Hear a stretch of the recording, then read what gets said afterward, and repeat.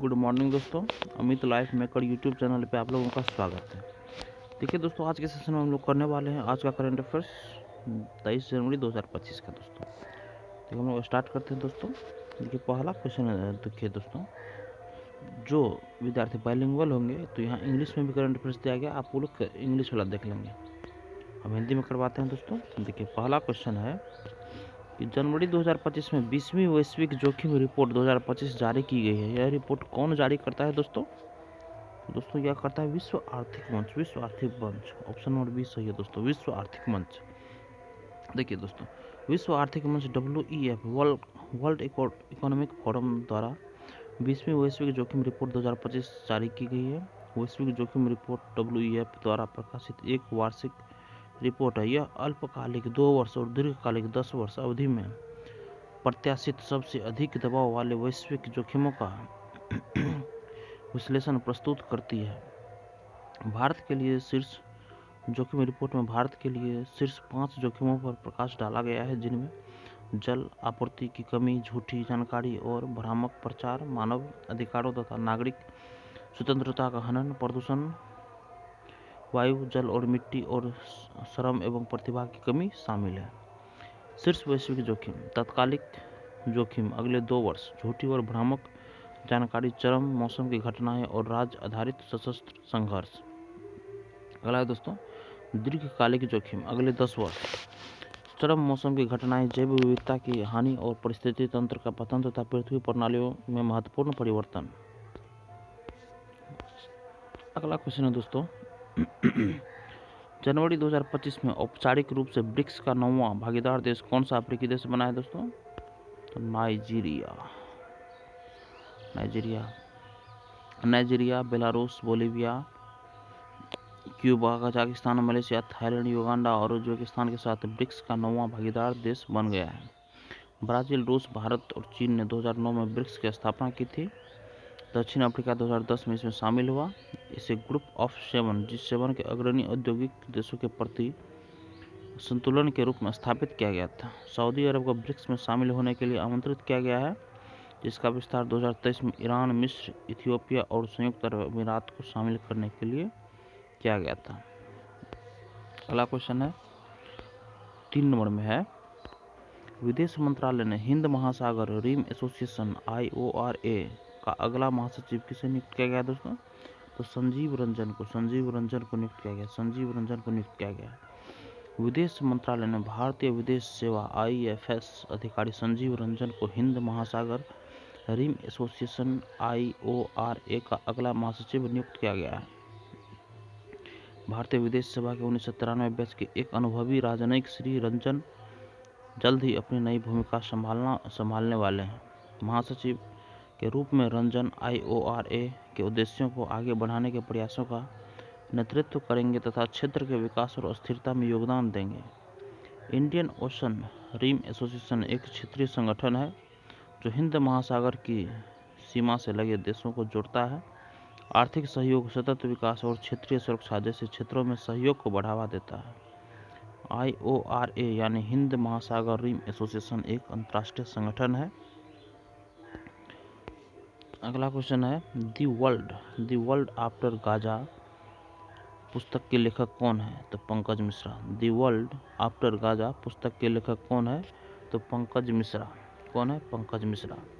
पंकज मिश्रा ने अपनी नवीनतम पुस्तक दी वर्ल्ड आफ्टर गाजा का विमोचन किया। पंकज मिश्रा द्वारा लिखित पुस्तक दी वर्ल्ड आफ्टर गाजा अशांत फिलिस्तीनी पट्टी में चल रहे युद्ध पर एक ग्रंथ है। यह पुस्तक भारत में जुगरनॉट बुक्स द्वारा प्रकाशित की गई है। मिश्रा एक पुरस्कार विजेता निबंधकार और नॉन फिक्शन पुस्तकों के लेखक हैं। 2014 में उन्हें नॉन फिक्शन के लिए विंडहैम कैंपबेल पुरस्कार और 2024 में वेस्टर्न इंटरनेशनल पुरस्कार से सम्मानित किया गया। अगला क्वेश्चन है 5 नंबर में, बोल रहा है, किस टीम ने विदर्भ को हराकर 2024-25 विजय हजारे ट्रॉफी जीती है? तो कौन सा टीम है? तो ऑप्शन नंबर सी सही है, कर्नाटक ने विदर्भ को 36 रनों से हराकर 24-25 विजय हजारे ट्रॉफी जीत ली। विजय हजारे ट्रॉफी का फाइनल वडोदरा के कोटाम्बी स्टेडियम में आयोजित किया गया।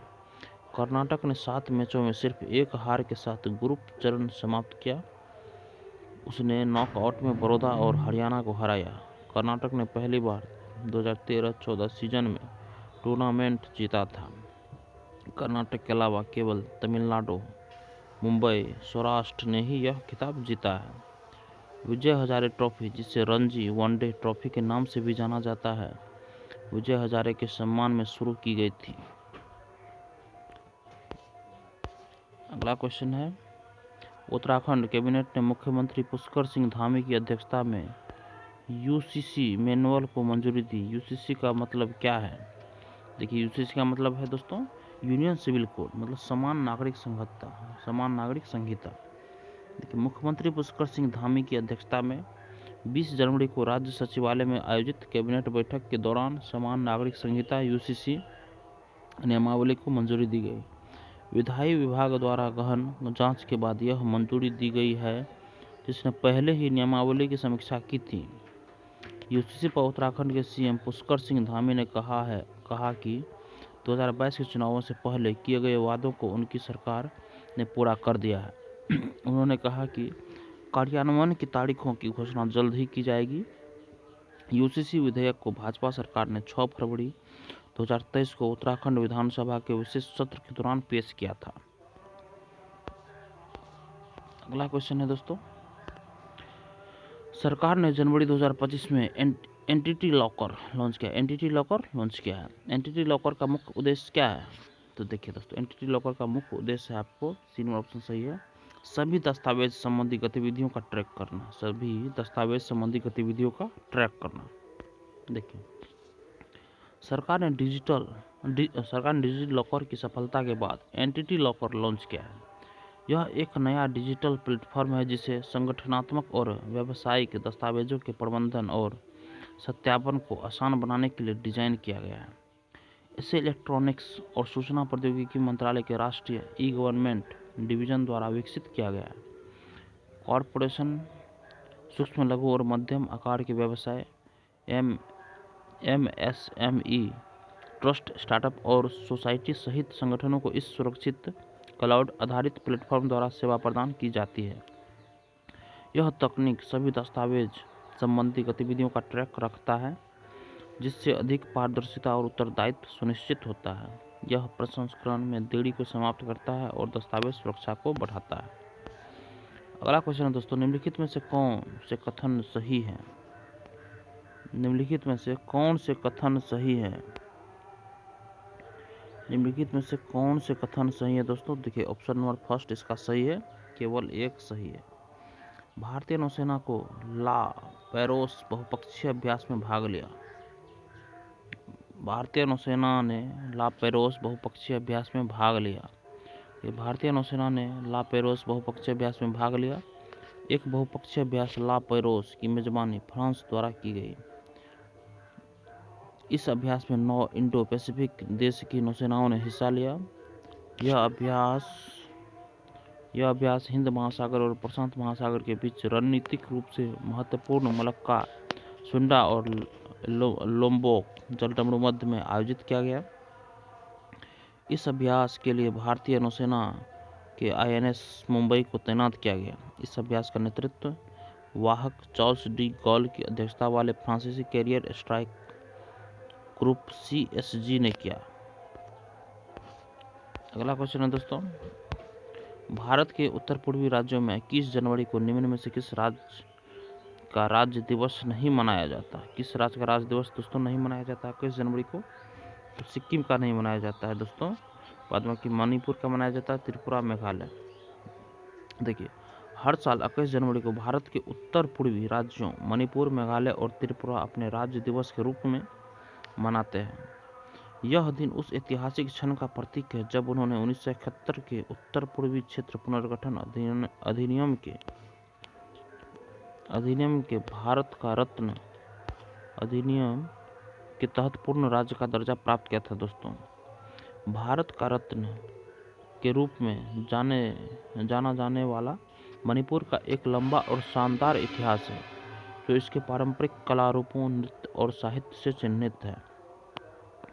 मेघालय, जिसका अर्थ है बादलों का निवास, अपनी विशिष्ट सांस्कृतिक और भाषाई पहचान का सम्मान करने के लिए 21 जनवरी 1972 को एक पूर्ण राज्य बन गया। अगला है दोस्तों, त्रिपुरा में आदिवासी और गैर आदिवासी संस्कृतियों का अनूठा मिश्रण है, जिसकी समृद्ध ऐतिहासिक और सांस्कृतिक विरासत है, जिसने राज्य बनने की इसकी यात्रा में महत्वपूर्ण भूमिका निभाई है। अगला क्वेश्चन है दोस्तों, एएसआई पुरातत्वविदों को डैश बौद्ध स्थल पर 1200 साल पुराना बौद्ध मठ मिला है। तो रत्नागिरी बौद्ध स्थल पर दोस्तों देखिए, एएसआई पुरातत्वविदों को उड़ीसा के जाजपुर जिले के रत्नागिरी बौद्ध स्थल पर 1200 साल पुराना बौद्ध मठ मिला है। उत्खनन के दौरान भारतीय पुरातत्व सर्वेक्षण एएसआई ने एक बौद्ध मठ परिसर, भगवान बुद्ध की पत्थर की मूर्तियां, मन्नत स्तूप, उत्कीर्ण पत्थर, मिट्टी के बर्तन, मनके, पत्थर के खंभे और एक प्राचीन ईंट की दीवार की खोज की। इस स्थल पर एक उल्लेखनीय 5 फुट की अखंड हाथी की मूर्ति भी मिली है दोस्तों। इस स्थल पर एक विशाल बुद्ध का सिर और बौद्ध देवताओं की मूर्ति कला के टुकड़े भी मिले हैं। देखिए दोस्तों, एएसआई पुरातत्वविदों को डैश बौद्ध स्थल पर 1200 साल पुराना बौद्ध मठ मिला। कहाँ मिला है दोस्तों? तो रत्नागिरी पे दोस्तों, रत्नागिरी दोस्तों। अगला क्वेश्चन है दोस्तों, सस्टेनेबल। देखिए सस्टेनेबल दोस्तों, सस्टेनेबल सर्कुलरिटी का पर SIAM के अंतर्राष्ट्रीय सम्मेलन का कौन सा संस्करण नई दिल्ली में आयोजित किया गया? तो तीसरा दोस्तों, तीसरा किया गया। नई दिल्ली में स्थायी सर्कुलरिटी पर SIAM का तीसरा अंतर्राष्ट्रीय सम्मेलन आयोजित किया गया। केंद्रीय मंत्री भूपेंद्र यादव ने स्थायी सर्कुलरिटी पर तीसरे अंतर्राष्ट्रीय सम्मेलन के विशेष मंत्री स्तरीय सत्र को संबोधित किया। इसका आयोजन society of Indian automobile manufacturers द्वारा किया गया। सम्मेलन का विषय नेचर पॉजिटिव रिसाइकलिंग है। अगला क्वेश्चन है दोस्तों, निम्नलिखित में से कौन से कथन सही हैं इसमें से दोस्तों?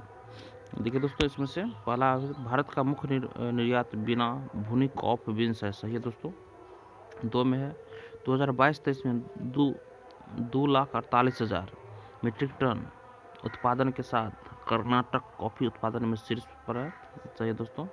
भारत वर्तमान में दुनिया का 5वां सबसे बड़ा कॉफी उत्पादक, ये गलत है दोस्तों। बोल रहा है भारत वर्तमान में दुनिया का 7वां सबसे बड़ा कॉफी उत्पादक है। 7वां है दोस्तों, न कि 5वां। पिछले वित्त वर्ष के दौरान भारत का कॉफी निर्यात $1.29 बिलियन तक पहुंच गया है। वाणिज्य और उद्योग मंत्रालय के अनुसार यह 2020 से 21 में निर्यात में $719 मिलियन से लगभग दोगुना है। इस महीने की पहली छमाही में देश ने 9300 टन कॉफ़ी बेची, जिसके शीर्ष आयातक इटली, बेल्जियम और रूस थे। भारत का मुख्य निर्यात बिना भुनी कॉफ़ी बीन्स है दोस्तों। 2022-23 में 2,48,000 मीट्रिक टन उत्पादन के साथ कर्नाटक कॉफ़ी उत्पादन में शीर्ष पर है दोस्तों। उसके बाद तमिलनाडु और केरल का स्थान आता है दोस्तों। मंत्रालय के अनुसार घरेलू खपत 2012 में 84,000 टन से बढ़कर 2023 में 91,000 टन हो जाएगी दोस्तों। देखिए अब दोस्तों, एक बार ब्रीफ में सारे क्वेश्चन को हम लोग देख लेते हैं।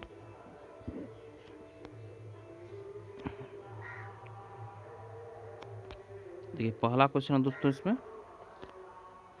जनवरी 2025 में 20वीं वैश्विक जोखिम रिपोर्ट 2025 जारी की। यह रिपोर्ट कौन जारी करता है दोस्तों? तो विश्व आर्थिक मंच। दूसरा है दोस्तों, जनवरी 2025 में औपचारिक रूप से ब्रिक्स का 9वां भागीदार देश कौन सा अफ्रीकी देश बना दोस्तों? तो नाइजीरिया। अगला है दोस्तों, विदेश मंत्रालय ने हिंद महासागर रिम एसोसिएशन का अगला महासचिव किसे नियुक्त किया है दोस्तों? संजीव रंजन को। अगला है दोस्तों, दी वर्ल्ड आफ्टर गाजा पुस्तक के लेखक कौन है दोस्तों? तो पंकज मिश्रा। अगला है दोस्तों, किस टीम ने विदर्भ को हराकर 2024-25 विजय हजारे ट्रॉफी जीती है दोस्तों? तो कर्नाटक को हराकर। किस टीम, मतलब कर्नाटक टीम ने हराकर दोस्तों विजय हजारे ट्रॉफी जीती है 2024-25। अगला क्वेश्चन दोस्तों, उत्तराखंड कैबिनेट ने मुख्यमंत्री पुष्कर सिंह धामी की अध्यक्षता में यूसीसी मैनुअल को मंजूरी दी। यूसीसी का मतलब क्या है दोस्तों? समान नागरिक संहिता। अगला है तो सरकार ने डिजी लॉकर की सफलता के बाद एंटिटी लॉकर लॉन्च किया। एंटिटी लॉकर दोस्तों लॉन्च किया। अगला है दोस्तों, भारतीय नौसेना ने ला पेरोस बहुपक्षीय अभ्यास में भाग लिया। इस बहुपक्षीय अभ्यास की मेजबानी किसके द्वारा की गई दोस्तों? तो फ्रांस के द्वारा की गई, फ्रांस के द्वारा। अगला है दोस्तों, भारत के उत्तर पूर्वी राज्यों में 21 जनवरी को किस राज्य का राज्य दिवस मनाया जाता है दोस्तों? तो त्रिपुरा, मणिपुर और मेघालय का दोस्तों। अगला है दोस्तों, ASI पुरातत्वविदों को डैश बौद्ध स्थल पर 1200 साल पुराना बौद्ध मठ मिला। कहाँ दोस्तों? तो रत्नागिरी पे। अगला है दोस्तों, सस्टेनेबल सर्कुलरिटी पर SIAM के अंतर्राष्ट्रीय सम्मेलन का कौन सा संस्करण नई दिल्ली में आयोजित किया गया दोस्तों? तो तीसरा दोस्तों, तीसरा। अगला है, भारत वर्तमान में दुनिया का 7वां सबसे बड़ा कॉफी उत्पादक है दोस्तों, 7वां। आज का करंट दोस्तों हम लोग का खत्म हो गया 23 जनवरी 2025 का। और जो अभी तक मेरे चैनल सब्सक्राइब नहीं किए हैं दोस्तों, चैनल सब्सक्राइब कीजिए डेली करंट अफेयर्स देखने के लिए दोस्तों। अगर आपको यह वीडियो पसंद आई हो दोस्तों तो वीडियो को लाइक जरूर कीजिए। धन्यवाद दोस्तों।